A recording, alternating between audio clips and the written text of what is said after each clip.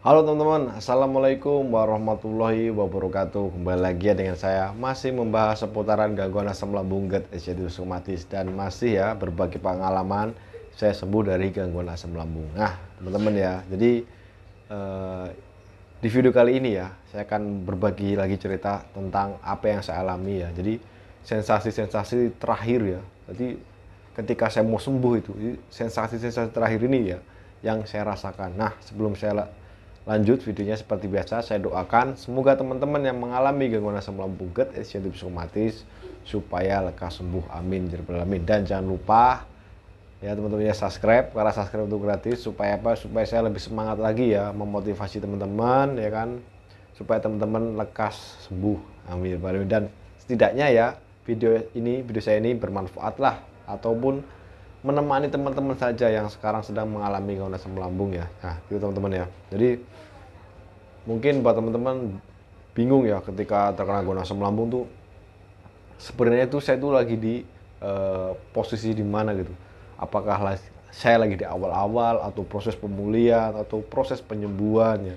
Jadi biasanya kita kan bertanya-tanya begitu ya pada diri kita sendiri. Karena apa? Karena sensasinya itu sebenarnya tidak jauh berbeda teman-teman ya, dari awal terkena sampai pemulihan tuh ya sebenarnya sama-sama aja. Cuma biasanya ketika kita terkena ACNT itu lebih banyak sensasinya. Beda ketika kita awal-awal terkena gangguan asam lambung ya. Nah teman-teman ya, jadi sepengalaman saya ketika saya mau sembuh dari gangguan asam lambung itu, saya sensasi yang sering nyolek, yang masih sering muncul ya, itu biasanya cuma keliengan aja teman-teman. Jadi ketika kita melakukan hal apapun ya, ataupun sedang melakukan hobi yang menyenangkan, kita sedang enak-enaknya duduk ataupun kita sedang enak-enaknya berdiri sambil ngobrol santai, itu tiba-tiba ada kayak rasa keliengan gitu ya. Jadi gimana sih, kayak keliengan gitu ya, jadi kayak rasa mau iya gitu ya.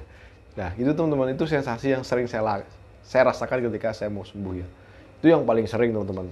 Nah terus kenapa bang kok masih ada keliengannya itu? Nah ketika saya pahami, ketika saya sadari, ternyata ketika saya masih keliengan itu, ternyata itu adalah proses pemulihan tubuh kita ya, dari yang kita kan lama. Waktu itu saya hampir 2 tahun temennya, jadi hampir 2 tahun saya mengalami gangguan asam lambung.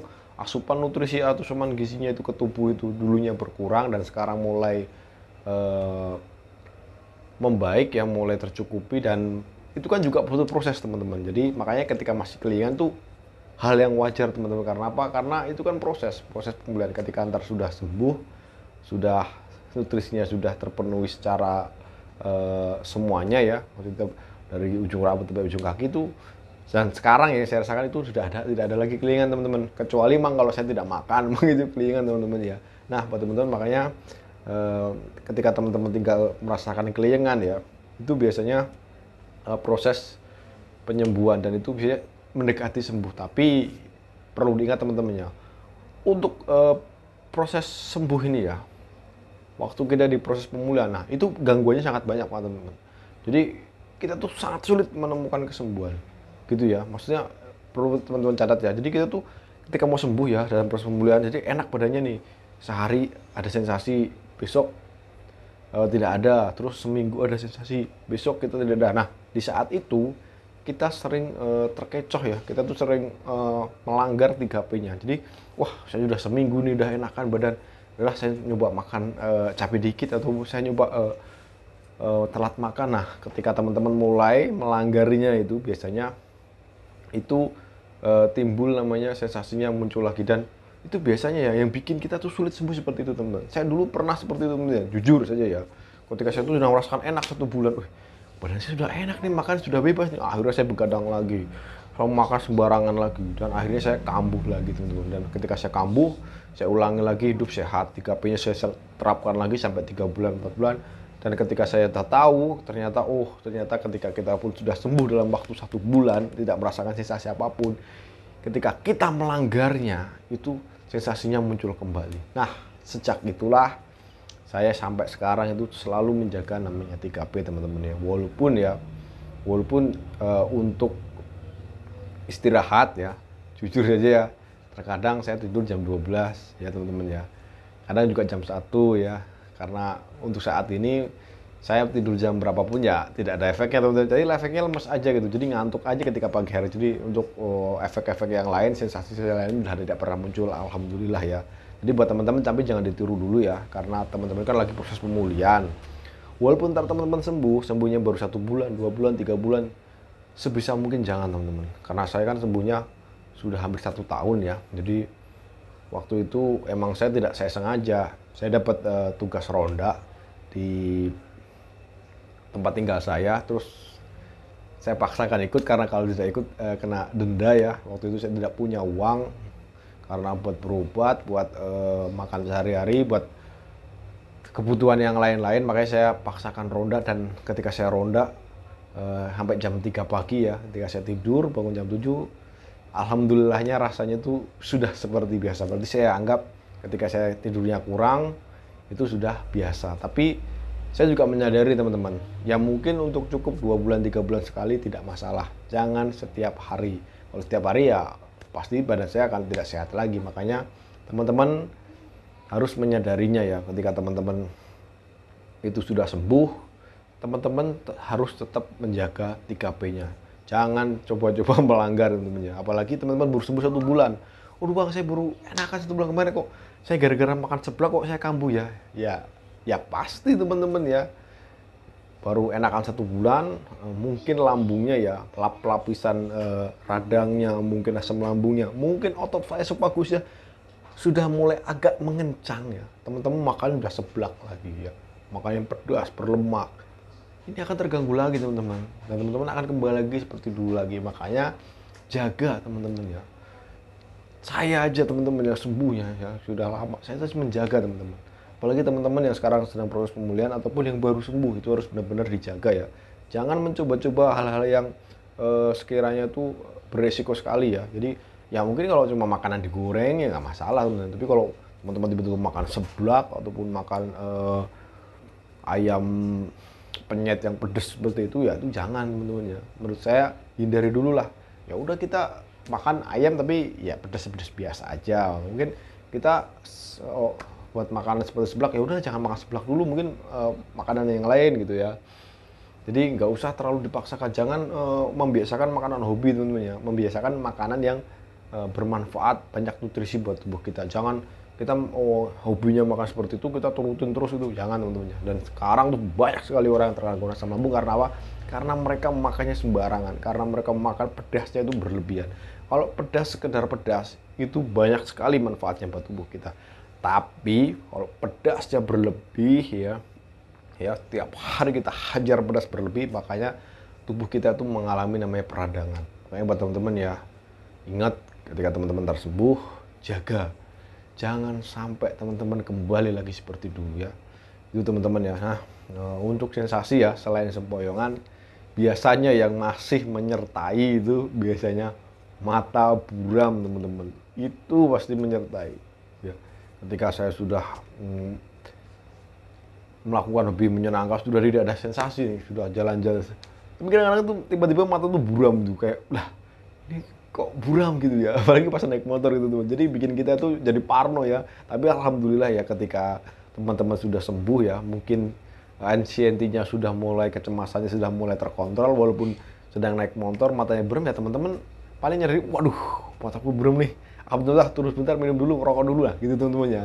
Itu hal yang wajar teman-teman ketika teman-teman nih, ini pengalaman saya. Jadi saya lagi mau jemput istri di jalan gitu, tiba-tiba tuh matanya buram gitu, kayak lihat jalan tuh ngeblur aja buram. Ini saya berhenti dulu, saya ngerokok dulu santai sekitar 5 menit. Ketika matanya sudah mulai normal kembali ya, nggak buram lagi, saya lanjutkan lagi.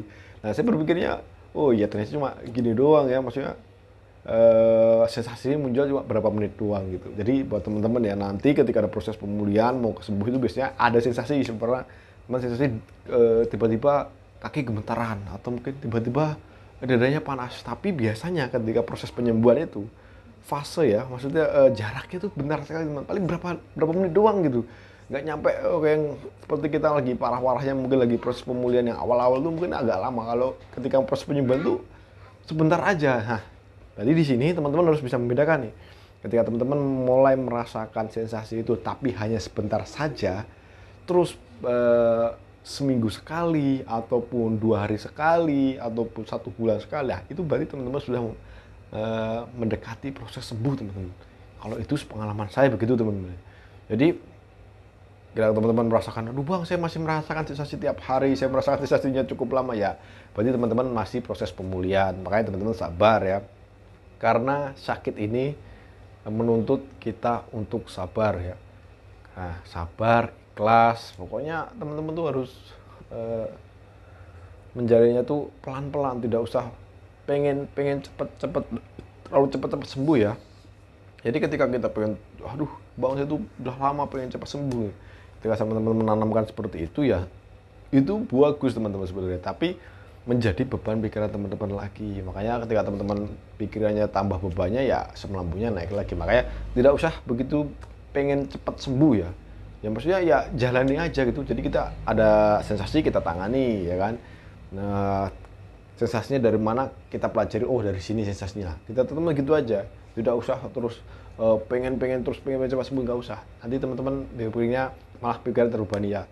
Semua pasti pengen sembuh teman-teman, tapi teman-teman sebisa mungkin jangan selalu berpikiran kalau cerita sama orang mungkin komen seperti ini tuh jangan, bang saya pengen cepat sembuh, jangan gitu. Bang gimana cara mengatasi sensasinya, bang gimana cara sensasinya ini tidak muncul lagi. Nah lebih baik teman-teman komennya seperti itu, ataupun menanyakan ke seseorang, lebih baik nanya berdua. Ini nanya, oh sama saya ya, Mas Agus, saya tuh sensasinya sering seperti ini, bagaimana sih nangani sensasi seperti ini, dan gimana sih bang cara sensasi ini biar tidak muncul lagi. Nah itu lebih bagus teman-teman, daripada teman-teman komen, bang saya pengen cepat sembuh gitu, gimana sih caranya. Lah saya nggak bisa teman-teman ya, karena yang mempunyai kesembuhan, yang bisa menyembuhkan teman-teman hanya diri teman-teman sama Allah Subhanahu Wa Taala. Saya hanya memotivasi saja, saya hanya berbagi pengalaman saya saja ya. Nah gitu teman ya, bisa dipahami ya. Nah, jadi teman-teman lebih baik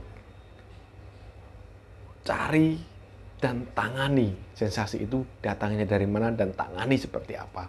Ketika teman-teman sudah tahu semua nih, wah ketika mata buram saya nanganinya seperti ini, ketika saya kelingan saya tangani dengan makan, ketika perut saya sakit ya kan, perut saya perih ya, mungkin saya salah makan, tadi makan cabai, ataupun saya makan durian, atau mungkin saya makan buah nanas. Nah itu harus kita tahu, ketika kita tahu kita pelajari, kita tangani. Ketika ada sensasi, teman-teman sudah tidak panik lagi, teman-teman tidak cemas lagi. Nah itu teman-teman ya, jadi proses pemulihan itu perlu kita pelajari sampai kita tuh tahu ya. Jadi kita tuh tidak terjebak ya, misalnya tidak di situ mulu ya, kita kok kerasa enak, enak lagi, kerasa enak tapi terus menerus gitu teman. Kita harus pelajari itu proses pemulihan teman-teman. Jadi teman-teman harus tetap menjalankan 3P-nya, jangan sampai kendor ya. Apalagi olahraga itu penting sekali, dan hobi yang menyenangkan itu juga penting sekali untuk melatih mental, melatih cemas, melatih pikiran teman-teman, supaya teman-teman itu tidak terus memikirkan sensasi ya. Nah makanya bila teman-teman mau tahu, bang saya tuh di fase mana, saya tuh sembuh apa belum, apa tuh saya tuh masih pemulihan awal atau pemulihan ketika mau sembuh, teman-teman coba lakukan hobi yang menyenangkan ya kan, selama setengah hari. Terus teman-teman makan di luar. Ketika teman-teman ya udah merasa tubuhnya saya tuh udah makan, udah enakan bang, udah enakan, coba lakukan hobi yang menyenangkan. Keluar dari rumah, yang agak jauh dari rumah, teman-teman melakukan hobi yang menyenangkan. Terus jangan makan di rumah ya, sekali saja. Makan siang di luar, makan di warteg ataupun di rumah makan ya. Ketika teman-teman makan di situ tidak merasakan sensasi, ya kan, sampai pulang, nah berarti lambung teman-teman, pencernaan teman-teman itu sudah membaik. Cuma ketika teman-teman nanti makan di rumah dengan makanan yang sama, tapi teman-teman merasakan sensasi, berarti yang belum teman-teman kontrol itu adalah pikirannya, cemasnya. Nah, teman-teman, ketika teman-teman sudah tahu, oh ternyata saya ini lambungnya sudah membaik, cuma pikiran saya yang bikin lambung saya itu sering kambuh. Nah, jadi teman-teman sudah tahu begitu, ya udah lakukan hobi yang menyenangkan terus. Teman-teman sering-sering aja melakukan hobi yang menyenangkan, sering-sering jalan-jalan, sering-sering olahraga di luar rumah, dan sering-sering melakukan ya makan-makan di luar rumah lah mungkin ya. Mungkin bawa makan dari rumah tapi makannya di luar gitu, biar merasakan bedanya gitu. Coba teman-teman lakukan begitu. Saya dulu begitu teman-teman, terus terang. Nih kalau cerita ya teman-teman sedikit. Jadi ketika saya melakukan lebih menyenangkan, ketika saya mancing ya, itu ada lucu. Ketika saya mancing itu saya selalu bawa bekal. Dan bawa bekal itu lumayan banyak ya. Dari situ ada cemilan, itu ada nasi, ada lauk. Ketika saya pagi sarapan di rumah ya, ketika saya datang lagi di pemancingan itu jam 9 pagi saya makan lagi di situ pakai nasi bekalan dari rumah itu saya makan itu ketawain sama temen-temen, waduh kamu tuh kayak bayi di pemancingan aja bawa sarapan. Tapi ketika itu saya masa bodoh ya, ketika itu saya cuek saja. Jadi yang penting saya itu sembuh, yang penting saya itu bisa hati saya senang, pikiran saya terhindar dari kecemasan. Makanya ya saya masa bodoh aja lo orang bilang itu, tapi saya makan di situ dan jam 12 saya makan lagi di sama tempat pemancingan itu. Makanya waktu itu teman-teman saya ngeledekin ya, makan kok sehari setengah hari dah 2 kali gitu begitu. Jadi buat teman-teman ya, tidak apa-apa ada orang yang menanyakan atau karena mereka nggak tahu ya apa yang kita alami, ya tidak apa-apa, kita cuekin saja, kita anggap itu motivasi aja ya, tidak usah diambil hati ya. Nah gitu teman-teman ya, jadi itu pengalaman saya dulu ya, ketika melakukan hobi menyenangkan, saya selalu bawa nasi bekal ya teman-teman ya. Jadi teman-teman bisa lakukan seperti itu dan coba latih seperti itu terus teman-teman. Ketika teman-teman makan di luar tidak ada sensasi, tapi ketika makan di rumah ada sensasi, berarti lambung teman-teman sudah membaik, tapi kecemasan atau pikiran teman-teman itu masih sedikit terganggu. Dan kalau teman-teman melatihnya setiap hari seperti itu, melatihnya setiap hari, maka akan sembuh total. Amin ya rabbal alamin. Dan itu yang kita harapkan. Nah, teman-teman ya, dulu saya juga seperti teman-teman ya. Mungkin apa yang saya omongkan saat ini, teman-teman sekarang kan melihat yang mendengarkan tuh pasti, duh Bang Agus nih kayaknya gampang banget ngomong nih, kayaknya mudah banget ngomong, nggak tahu apa yang saya rasakan gitu. Pasti teman-teman begitu ya. Ya kan? Ya, saya dulu begitu teman. Ketika saya masih sakit, masih nggak enak rasanya, masih cemasnya berlebih, makan apa pun misal. Ketika ada orang ngomong seperti saya seneng, tapi dalam hati saya itu berpikir, ya yes, enak Pak yang udah sembuh, enak Pak ngomong begini mah, enak Pak tinggal begini mah. Saya kayak begitu tiap hari tapi tidak ada perubahan. Nah, itu teman-teman ya, itu jujur ya saya alami dan saya rasakan dulu ya ketika saya melihat seperti ini. Walaupun pikirannya saya senang, tapi hati saya itu masih merasa enak nih, udah sembuh, enak ngomong gini. Jadi pasti semoga teman-teman tidak ya, itu pengalaman saya. Jadi begitu teman-teman ya, karena apa? Karena pikiran kita, hati kita itu belum terkontrol ya. Jadi wajar saja, saya tidak menyalahkan teman-teman ya, itu wajar saja ya, karena saya dulu begitu ya. Tapi ketika nanti teman-teman pikiran sudah terkontrol, hatinya sudah mulai terkontrol, tenang ya, maksudnya tidak gampang gelisah, itu teman-teman akan menyadarinya. Oh iya, saya dulu begini kok ya, kok saya sering menyelam, mungkin sering ini gitu. Jadi teman-teman nanti akan menyadari sendiri ya, karena ya teman-teman terus terang saya tuh sedih banget ya, sedih sekali ngelihat orang sekarang tuh banyak banget sembuh. Terus terang saya sedih ya, terus saya tuh tidak bisa melakukan apa-apa juga teman-teman.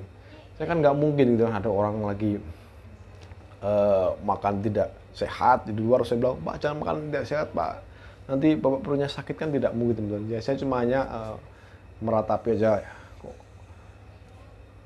gini gitu ya. Jadi banyak sekali teman-teman saya juga ya, itu pada tidak sarapan, cuma ngopi, makan gorengan, makannya ntar sore, bilang gitu masih ada. Kadang saya pingin ngasih tahu, pingin mengingatkan, tapi ya apa daya saya sebatas cuma manusia biasa ya, karena emang susah mengingatkan orang sehat itu teman-teman. Tapi ketika nanti sakit ya, kita baru sadar ternyata hidup sehat ya, pola hidup sehat itu sangatlah penting bagi kita itu teman-teman ya. Jadi buat teman-teman nih yang sekarang mungkin sudah berkeluarga ataupun yang sekarang sudah mempunyai anak ya, sebisa mungkin istri, anak kita atau suami kita ingatkan untuk makan jangan sembarangan, terus makan jangan telat, jangan sering begadang ya. Walaupun kerjanya shift malam sama shift 3 ya, berangkat jam 11 malam pulang jam 6 pagi ya, siangnya tidurnya yang cukup ya, jangan sampai tidurnya kurang itu teman-teman ya. Jadi buat teman-teman selalu ya, kita walaupun kita mungkin nanti kita sudah sembuh ya, kita mengingatkan dan kita mencegah keluarga kita supaya keluarga kita juga terhindar dari gangguan asam lambung ke esentif psikomatis. Karena teman-teman tahu sendiri kan gangguannya seperti apa, sangat mengganggu sekali ya, perasaannya tidak enak sekali. Dan ini gangguan ini tidak bisa sembuh cepat seperti mungkin sakit demam biasa ataupun sakit flu biasa, karena ini butuh waktu proses yang agak lama. Apalagi lambung teman-teman disertai tukak lambung ataupun gratitis ya. Ketika itu saya menanyakan ke dokter ketika saya terkena gratitis, apa gratitis ini bisa sembuh cepat dok? Kata dokter, untuk penyembuhan gratitis dan tukak lambung itu butuh waktu bertahun-tahun teman-teman ya. Untuk sembuh total ini teman-teman ya, bukannya untuk ketika teman-teman mungkin sudah menjaga 3P-nya ya sebulan 2 bulan makan jenis makanan yang lain juga bisa, tapi mungkin untuk makan sambal, untuk makan yang lain tuh porsinya tidak bisa sebanyak dulu. Nah itu proses untuk sembuh total ya, untuk kembali sempurna lagi itu butuh waktu bertahun-tahun ya. Ini saya tanyakan langsung ke dokternya. Tapi untuk makan makanan yang biasa ya nggak apa-apa, tidak ada sensasi. Cuma kalau untuk makan yang mungkin sangat pedas atau sangat asam itu pasti masih ada sensasinya teman-teman ya. Jadi jaga teman-teman, jaga diri teman-teman, jaga keluarga teman-teman ya. Dan ketika teman-teman nanti sembuh seperti saya ya, ataupun seperti orang lain, ayo bareng-bareng kita bikin video seperti ini, kita kasih tahu, kita motivasi teman-teman yang banyak sekali di luar sana yang terkena asam lambung, supaya apa? Supaya mereka juga tahu ya, tidak apa-apa teman-teman, ayo bikin video-video seperti ini, ayo bareng-bareng kita ya. Semakin banyak yang bikin video seperti ini kan, semakin banyak orang yang tahu kalau asam lambung itu bisa sembuh, asam lambung itu tidak berbahaya ya. Ya, jadi begitu teman-teman ya. Jadi ketika banyak sekali orang yang bikin video seperti ini, banyak sekali yang berbagi, itu pasti akan banyak yang tertolong juga gitu teman-teman ya. Jadi kan kita tuh kalau semakin banyak kan semakin mudah mencarinya teman-teman gitu teman-teman ya. Nah segitu aja video teman-teman ya.